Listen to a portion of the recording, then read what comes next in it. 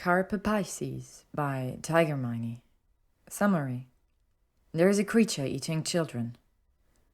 Hermione is sent to investigate. Go to America, they said. Go investigate a child-eating monster, they said. Never mind that it's below freezing. Oh no, you're the expert, Granger. How can I be an expert if no one has ever heard of this thing? Talking to yourself is not going to help you warm up, but it is expediting my urge to kill you. Hermione shot her dirtiest look over her shoulder at Draco Malfoy as he sat behind her in what could generously be called a dinghy. If one asked Hermione, it was closer to a few bits of wood held together with hope and rust. I've a mind to feed you to the monster myself, she bit back, her breath frosting in the frigid air. If it means not spending another moment with you in this sinking pile of wood, I'd sacrifice myself to it. Malfoy's sass was compromised by the chattering of his teeth. It's not like you're even qualified to be here, Hermione felt the need to point out. It's my job. It's not a job if you don't get... She was cut off by something knocking at the bottom of the dinghy, causing it to rock violently. Her knuckles turned white as she clung to the wooden edge. Now look what your prattling's done, whispered Malfoy between clenched teeth. The dinghy took another brutal knock from below, causing some of the rotten wood to shatter. Water began pushing through the gaps, rising quickly. This is it, thought Hermione. This is how I die. 4 days earlier. There's a case for you. Alan Tundridge leaned back in his seat and pointed at the file lying on his desk. Hermione picked it up and opened the file, reading the only sheet of paper in it. This is in America. Surely they have someone who can look into it. She meant to drop the file back on his desk. The Americans are not convinced that it's actually a magical beast. Then why make it our problem? I'm already up to my armpits in policy reviews and research. Tundridge leaned forward and rested his elbows on his desk, steepling his fingers and resting his chin on his thumbs. As productive as that is, we can't cause an international incident by denying our friends across the pond help when they require it. They don't ask for help when muggles cock up choosing a president, but they wanted to identify a creature. Hermione narrowed her eyes and tilted her head at the colleague. Fine, I'll look into it, but I can't guarantee that it's magical. She turned towards the door when Tundridge stopped her. Granger, it's eating children. With a shrug, she continued on her way, muttering to herself about how she'd feed him to it if she had half a chance. Once in her office, she fired up the flue to a contact at MACUSA. Gillian Blackthorne answered almost immediately. Tell me you're pranking me, Hermione said. Maybe I just miss you and wanted a ministry-sponsored trip over here for you. You know it's sale season in Madison Avenue. Jill, where's Rufus? He usually checks this kind of thing out for you. Yeah, about that. Gillian's Long Island accent thickened. He got eaten a few weeks ago. But no one wants to report it because it would mean killing the animal responsible. So it's all hush-hush around here. He got eaten? By what? A nundu. Hermione exhaled sharply. Where is it now? In the suitcase. We got lucky when we caught it. It had just eaten Rufus, so it was a bit sluggish, which made things easier for us. Hermione wasn't sure how to respond to that, so she changed tact. So, this thing eating children in the Northwest, what can you tell me? Nothing, really. Muggles contacted us complaining that one of our beasts was loose up there, but I swore up and down all ours were accounted for. They didn't believe us, made a big stink, and now our minister had to please explain to the Muggle chief of staff, who's an asshole just between us. He's sending the army, and we all know how that ends. So I get to go, Jill. I'm on the verge of getting my vampire rights policy passed. If I leave now, it'll take months until they have a gap to review and vote on it again. What can I say, Hermione? It's eating kids. Yes, I got that part. I don't know why everyone keeps mentioning it. 'Cause they're kids? And I don't care because I don't have any. Gillian merely shrugged at Hermione's question, which left a sour taste in her mouth. Fine. Send me the paperwork to approve the travel and I'll be there tomorrow, okay? Gillian squealed with delight. I have them right here. See you tomorrow. And Hermione, I owe you one. Bye. The flue died down, then fired up a moment later, depositing a packet of paperwork. Hermione picked it up and dusted off the ashes with a sigh. Looks like she was going to America. Woo-hoo, right? Day 1. Hermione portkeyed to the American ministry early the following afternoon, making her arrival time with the opening of the ministry. After collecting the docket and having a quick catch-up breakfast with Jill, she took a second portkey to the nearest town to the scene of the attacks. Spokane in Washington State was actually a rather pleasant city during summer. In winter, however, it lost its charm, as Hermione discovered when she portkeyed into the back room of a bookshop run by a ministry employee. Carl was nice enough. He explained to Hermione that this bookshop was the only part of the wizarding world, as the town was too small to really have a hidden area for wizards, and those that do live in the area tended towards mountain chalets, isolated from the rest of the world. Apparently, all Yeti sightings over the years were really just magical folk having fun with the muggles. Fantastic, thought Hermione. An already superstitious community having to deal with children going missing was not going to be easy to investigate. Carl added that her cover was that she worked for a specialist animal department at Oxford University and was investigating as part of her graduate work into unsolved crimes involving weird creatures. He said, almost apologetically, that had she been able to fake an American accent, he would have given her one of his fake FBI badges he kept in a drawer. I really don't think this is necessary, Hermione said, handing the fake badge she'd been inspecting back to Carl. I don't plan on speaking to anyone. This isn't a big town. People will talk. Either they talk to you or about you. Hermione shrugged. It won't be the first time, and I'm perfectly capable of speaking to a stranger. Hermione, you're a Brit in a small American town. If you don't keep to your cover story, you're going to have the sheriff knocking on your motel door. If this creature is actually magical, a small-town sheriff is the last thing I need to worry about, especially if I don't plan on staying longer than needed. Now, may I please go check in? It's after dinner in London and I need some food. Carl picked up an old-fashioned landline, wrote her phone and dialed a number. I'm sure I can walk, interjected Hermione. He shook his head and had a quick conversation. He hung up and looked at her. You're not staying in town. I've booked you into a resort right on the lake. 2 hours outside of town, on the banks of the lake, stood the Easy Time Resort. It was the late afternoon by the time Hermione's cab pulled into the driveway of the resort.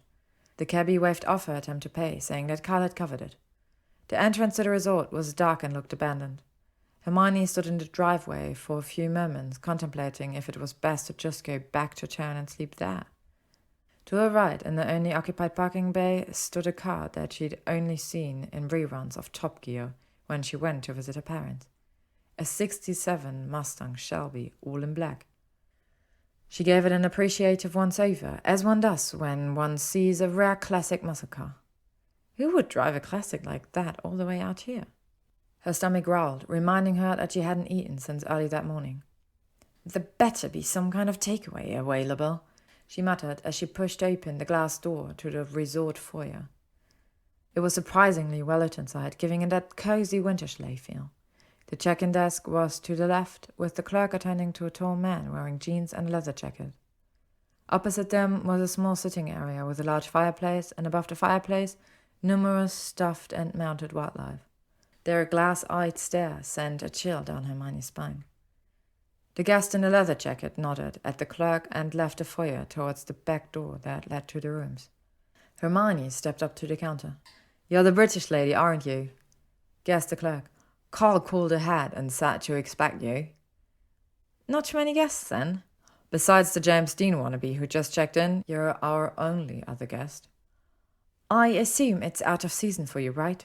Nah, we usually get booked up in the winter, but with those kids going missing and the lake not freezing up as usual, not many people want to come up here. The clerk reached behind him and handed her a key.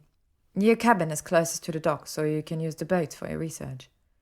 Hermione took the key. Do you have any takeaway nearby where I can order some food? The clerk scoffed. As if my ma would allow guests to stay without feeding them. There's a menu on the table in your cabin. Just call your order and we'll cook it up for you. Hermione could feel her eyebrows raise up in surprise. Surely it's too much trouble. Not as much as trying to find a place that will deliver up here. People have been hinky with the kids disappearing and all. The clerk said it in a tone that hinted that he'd been thoroughly questioned by the authorities himself. She leaned an elbow on the table. So what do you think is causing the disappearances? The clerk gave a dry laugh. I'm not saying anything in case you decide to cart me off to the loony bin. Let's just say I have an open mind, she smiled at him sweetly. The clerk stood his eyes left and right, as if to check that no one was eavesdropping, and leaned closer to her. Well, rumor has it that back in the day, this lake was owned by some settlement of hillbillies. The leader had a run-in with some Pinkertons and was killed. Folks say his ghost still haunts the area and kidnaps kids to some secret cave, where his descendants still live so they can raise them as their own. So the disappearances have been happening for a while? The clerk shook his head. That's the weird part. They only started happening a few years ago. No one knows what woke the old man's ghost. So there is no forest creature what would do this? He looked her straight in the eye. Only if they escaped hell. The cabin was spacious, with a large bed that took up most of the room. The wall that overlooked the lake was made from picture windows, and Hermione guessed that in the summer it would be quite idyllic. After settling in and placing her dinner order with the clerk's mother, who sounded like a stern woman, Hermione placed a discreet warming charm on her coat and headed down to the lake. Making sure the foliage hid her from prying eyes, she began to cast charm after charm on the lake, checking for its depth, inhabitants, temperature, and other scientific readings. They all came out normal. Well, aside from the temperature, which Hermione attributed to global warming. A common occurrence worldwide was lakes not freezing when they should, despite the air temperature dropping below zero. Her sonar charm revealed nothing but the kind of lake wildlife one would expect to find in a normal Muggle world lake. Nothing magical at all, which made the tiny little superstitious part of her mind think of the story the clerk had told her. Ghost hunting was not part of her job description, though, so she'd have to call a curse-breaker to deal with it. Knocking from her cabin drew her back, where the clerk's mother was waiting for her with a tray. You shouldn't be out at the lake once it gets dark, she chided Hermione. Bad things happen out there once the sun goes down. She waited for Hermione to open the door, deposited the tray on the small desk in the corner, and gave Hermione a scrutinizing look. You stay out of trouble, you hear? With that, she left, navigating the path to the main building with the ease of someone who could walk it in their sleep. Maybe it wasn't a ghost or creature. Maybe it was just plain old humans doing the evil deeds, Hermione thought as she closed and locked her door. Day 2. Her mind running through her almost encyclopedic knowledge of magical creatures and dismissing them as they did not meet the child-murdering criteria she was looking for. The lumpy pillow didn't help much either. So when she finally woke up to the watery winter sunlight outside, it was for a very large cup of tea. After a quick lukewarm shower with pitiful pressure that she was sure didn't rinse all the conditioner out of her hair, she pulled on a pair of thick jeans, a warm long-sleeve t-shirt that had a band from the early 2000s on the front, and to keep up appearances, an Oxford University sweatshirt over it. She thought Oxford would be above merchandising their name, unlike the American Ivy League, but she was evidently wrong. Doc Martens she'd bought 10 years previously at the British Boot Company in Camden laced up. She was ready to hunt magical beasts. Or a cup of tea first. The dining area was deserted when she walked in, so she continued to the kitchen doors and stuck her head around the corner. There, on one of the steel prep tables, stood an urn busy boiling away. Mugs were laid out next to it, including sachets of coffee, tea, as well as sugar and milk. It practically screamed, help yourself, which is exactly what she did. Taking tentative sips of her hot tea, she walked towards the kitchen door to have a seat on one of the tables when the door suddenly swung open. Unfortunately, it swung right into her, knocking the tea all over her sweatshirt and her ass to the floor. Fucking hell! She exclaimed from the floor, trying to decide what to do with first. The scalding tea seeping through her clothes, the bruising pain radiating from her ass and elbow where it hit the edge of the table, or the fact that Draco Malfoy was standing over her, looking very confused. What? Hermione found herself sitting at one of the tables, her clothes freshly scourgified, and a new cup of tea in front of her. Across from her sat Draco Malfoy, his hands wrapped around his own mug. That's the million-galleon question, isn't it, Granger? The corner of his mouth lifted in a half-smile. What? What am I doing here? He continued helpfully. She nodded dumbly. He leaned back in his seat and took a sip from his mug. I should be asking you that. Just what is Hermione Granger doing in the Muggle world in a deserted resort in winter in America? I asked myself that, and you know what the answer is? He leaned forward, again, resting his forearms on the table. I don't actually care. Hermione blinked in surprise. What? Now you're just sounding like a broken record. Come on, then. Complete a question, at least. Or has working for the ministry robbed you of your last wit? My wits are all accounted for, thank you very much. Ah, you're back. Excellent. He drained his mug and set it on the table. My work is done. He rose from the table and turned to leave. See you around, Granger. No, wait, stop. He turned back to her. I'm not a dog, Granger. I don't follow instructions. With that, he left her in the dining room, feeling very confused. Malfoy, oi, wait up! Hermione hurried after him as he made his way towards the lake. He didn't break his long-legged stride until he reached the beach beside the dock.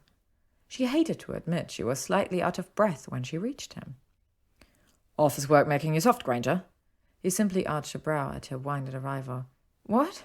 She swallowed. What are you doing here?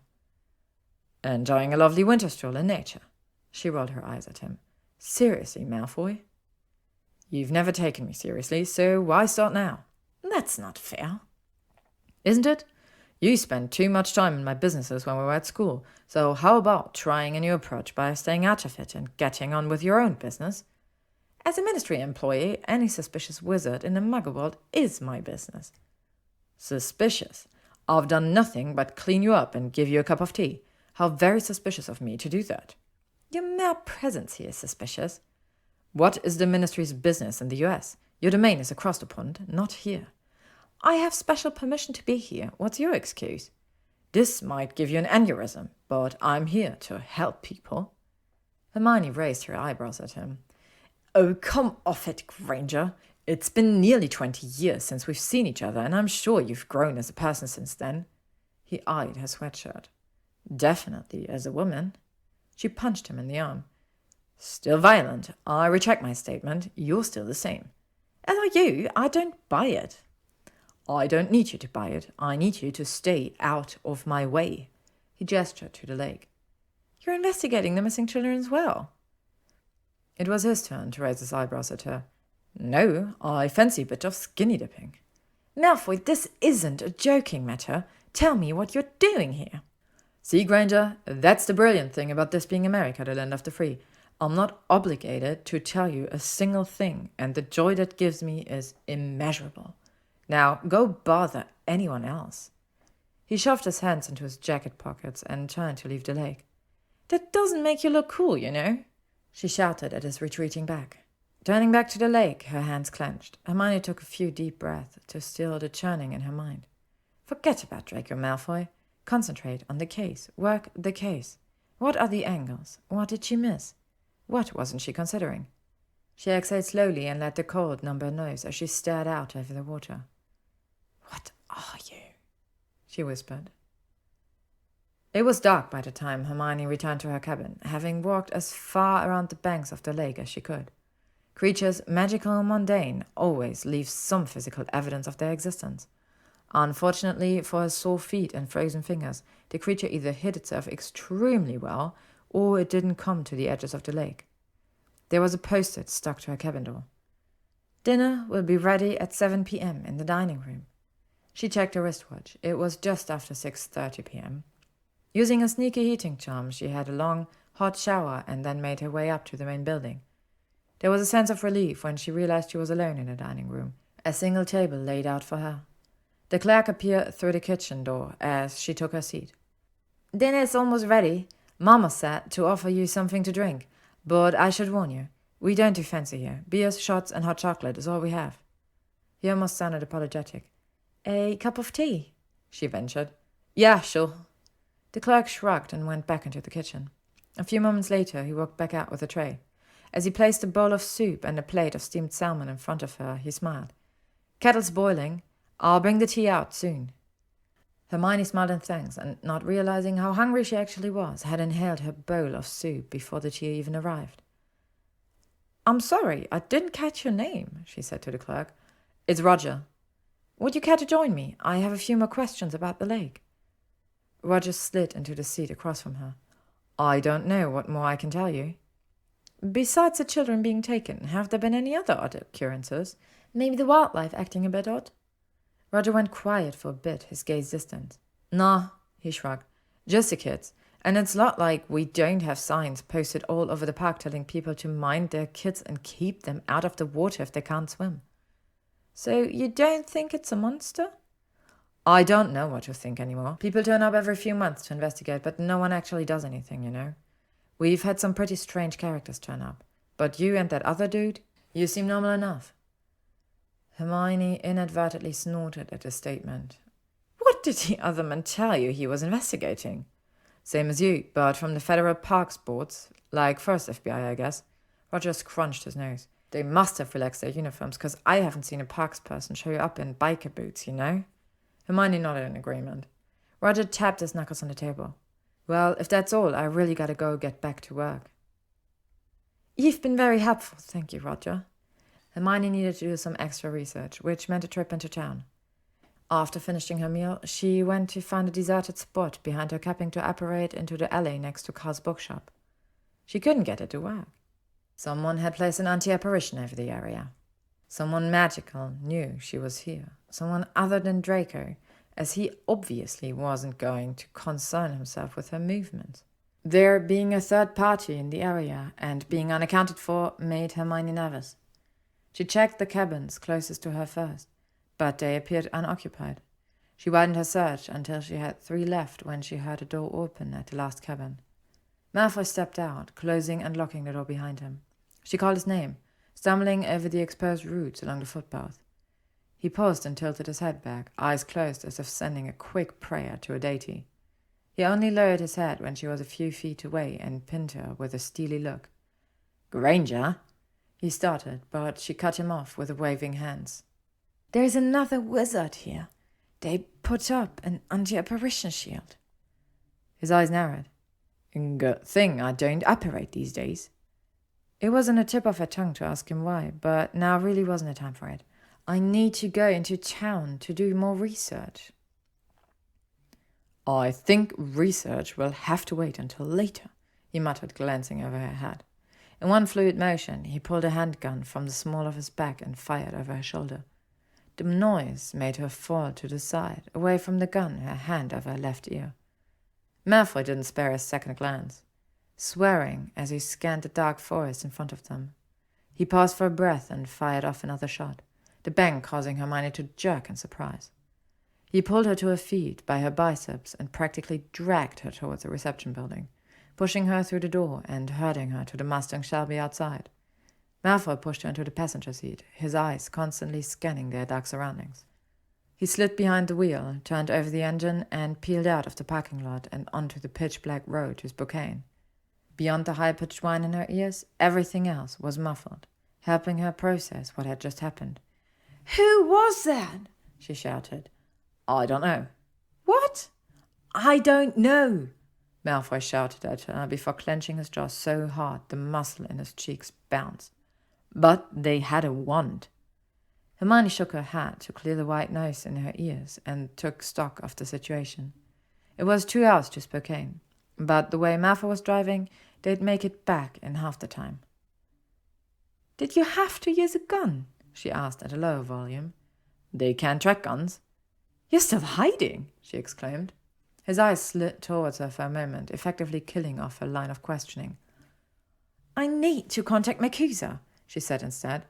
"I have to advise them that we have a hostile wizard in the area. They'll be able to—" She cut herself off as Malfoy took a corner a little too sharply for her liking. "We'll be dead before they arrive," he answered softly. There was a thunderous cracking sound, followed by a thud of a falling tree across the road. Malfoy swore, turning the wheel sharply, which sent the car into a spin, crashing it lengthways along the tree trunk on the driver's side. The velocity had pushed Hermione right up against Draco, her legs braced against the dashboard out of instinct. Her temples connected with his shoulders, while his head hit the doorframe. He pushed her off as he worked the gears until they caught, lurching the car off the road into the woods, the metal screeching along the tree bark until Draco swerved out of reach of the branches. The Shelby made a metallic protesting noise as Draco gunned the engine, digging through the snowy mud and swerving between the trees.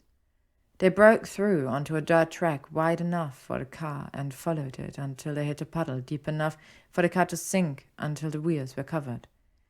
"Get out!" he shouted, pushing at her and leaning across the seat to open her door. Hermione scrambled out of the wreck, pulling her wand from the hidden holster in her jeans. "Lou!" Jacob pulled her arms down, pointing her wand towards the ground. "No light. We need to go, quickly and quietly." There was a thin trickle of blood along his eyebrow. She switched her wand to the other hand, allowing Draco to knot their fingers together, leaving his right hand free. "All the better to shoot with, my dear." They jackrabbited from tree to tree, pausing often to listen out for their pursuer. The moon reached its zenith. The temperature dropped even more, and the snow had leaked into her dark mountains, numbing her toes. She stopped behind a tree and pulled Malfoy against her, leaving a scant inch between them. She didn't need to see him to know he was raising his brow at her. "We need to apparate," she whispered. She felt more than saw him nod, his hand taking hold of her elbow to side a long apparate. Hermione pictured the alley beside the bookshop and felt the pull of the magic. It wasn't the bookshop alley that they landed in. Within a breath of apparating, she felt her wand pulled from her hand. Opening her eyes in surprise, she gasped as she realized they had apparated into a cell, complete with damp stone walls and thick iron bars. Old-fashioned flame torches sat ensconces beyond the bars, throwing the room into shadows as they flickered. Glancing to the side, she saw Malfoy standing beside her, staring at his empty hand in shock. He caught her eye, and the look was deadly. She looked back through the bars, trying to see who had confiscated her wand. The room beyond was deserted. To be continued. Thank you for listening to today's chapter of Carpe Piscis by Tygermine. If you would like to stay up to date on upcoming chapters and stories, you can follow me on YouTube, AO3, Spotify, Instagram, or Tumblr. Stay tuned for more spooky content.